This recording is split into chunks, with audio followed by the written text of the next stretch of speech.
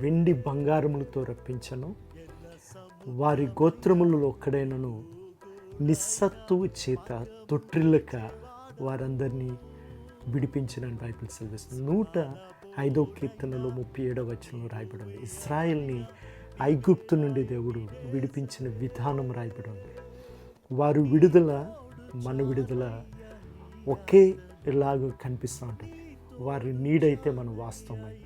వారు గొర్రెపిల్ల రక్తము ద్వారా విడుదల పొందితే మనం క్రీస్తు రక్తము ద్వారా విడుదల పొందాం. వారు పొందిన బాప్తిసం అయి ఉండొచ్చు, వారు తాగిన నీరు అయి ఉండొచ్చు, వారు తిన్న ఆహారం అయి ఉండొచ్చు. ఇవన్నీ కూడా మనతో పంచబడి, కాబట్టి ఆ విమోచనలో వారు అనుభవించిన ఆరోగ్యము, వారు విమోచనలో వారు అనుభవించిన సమృద్ధి ఇప్పుడు ప్రతి క్రైస్తవుడు ఎవరైతే ఆ రక్షణ అనుభవం పొందారో వారందరి జీవితంలో ఇవి అనుభవించి తీరాలి.